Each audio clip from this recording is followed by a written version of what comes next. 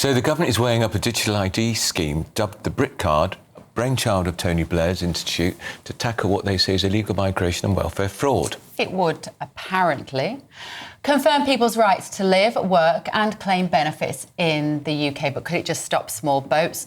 Will it do anything with the small boats or just chip away at your privacy? Let's speak to the Labour MP for Rother Valley, Jake Richards, and from Big Brother Watch, Matthew Feeney.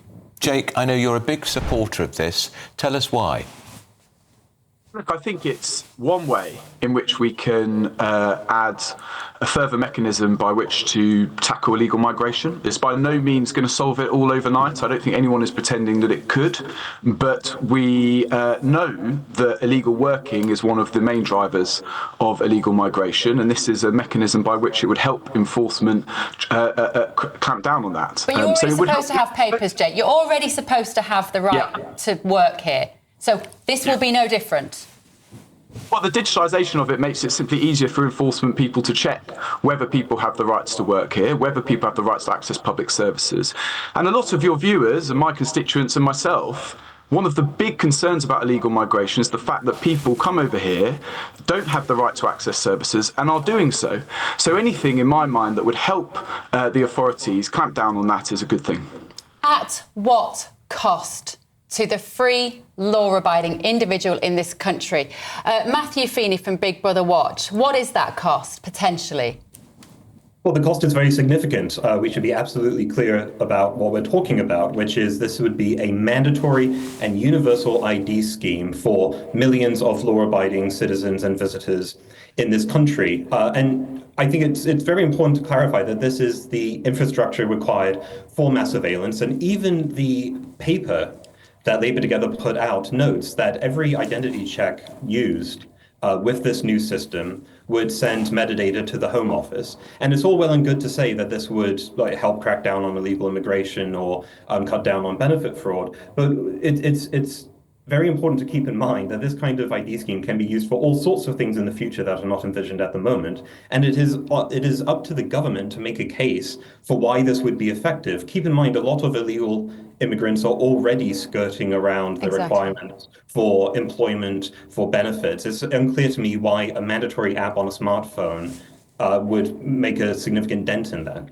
Jake, this is nothing to do with migration, this digital ID system.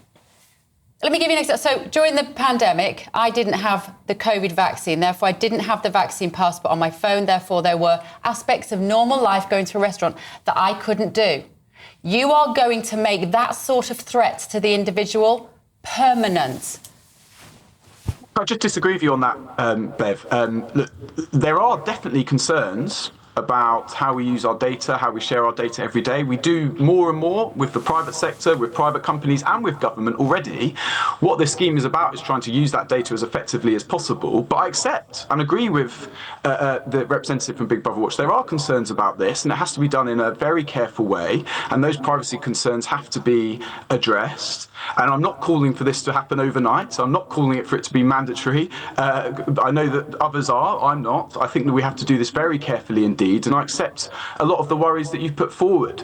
But ultimately, I think your viewers and the British public want government to be as effective and efficient as possible. And we know that this technology can help that because it's happening across the world.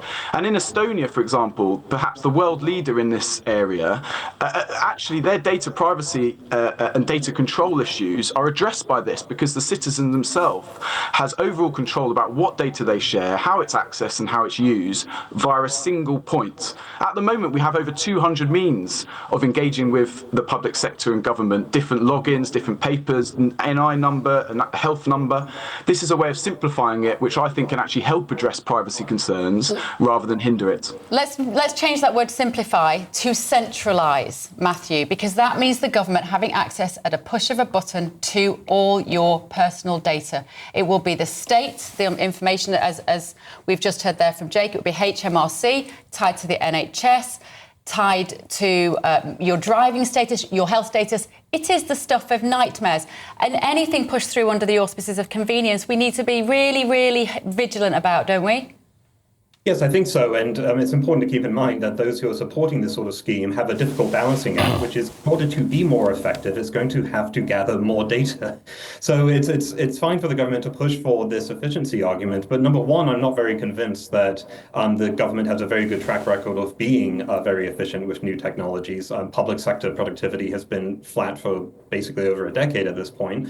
And secondly, on popularity, I would just say let's not compare the United Kingdom to Estonia, which no offense to Estonia, but it's a small country, only a few million people compared to us, and has a very different civic culture.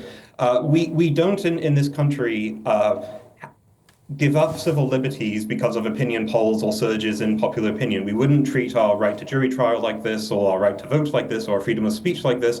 That this might be popular among some segments of the population is no reason to embrace it full-heartedly. I accept that the people are frustrated with the government. Anyone who's tried to get a GP appointment, or tried to get a driver's license, or tried to get their children into the right sort of school for them, or tried to claim benefits, understands government is not as efficient as we want it to be. But this is a grossly disproportionate response to that real problem. Can I ask Jake, how does this stop thousands of people crossing the channel illegally? As I said in my first answer to the question, this isn't going to solve the small boat crisis by itself at all. It's simply another tool by which to tackle illegal working and to track people who come to our country. So it will do nothing to stop the migrants crossing the channel at all? No, I think it would play a big role in helping increasing deportations of people who shouldn't be here, because we would have a better mechanism by which to track people who do arrive in this country.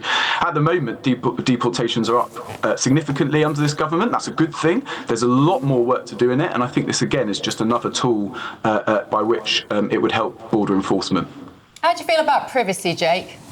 Yeah, well, as I said, Bev, I think it's really important that we get this right. But let's not pretend for a moment, as you've accepted in your question, that we're not sharing data and information about ourselves with the government and companies more and more every single day. And I think there's a real danger that if the government doesn't use that effectively, with people's consent, with their permission... OK, let me just one last question, Jake. One last question. Nigel Farage is the... Hang on. Nigel Farage is the Prime Minister at the next election. How do you then feel about being tied to a digital ID as a socialist? Well, hold on. There's a lot of things there in that. Use your imagination, because this requires a lot of imagination, this issue. No, I know. But look, if whoever is democratically elected as Prime Minister after the next election, then they will have the tools of the government to do the job in which they were elected to do. And then you'll be very sorry if it's a government that you don't like who can watch all your data, Jake Richards. They know what you're looking at, they know what you're saying, and then you could have real life blocked because your phone won't work. I believe in democracy, and if the British people want to elect someone like that as their Prime Minister, then so be it, and I wish them well in their task.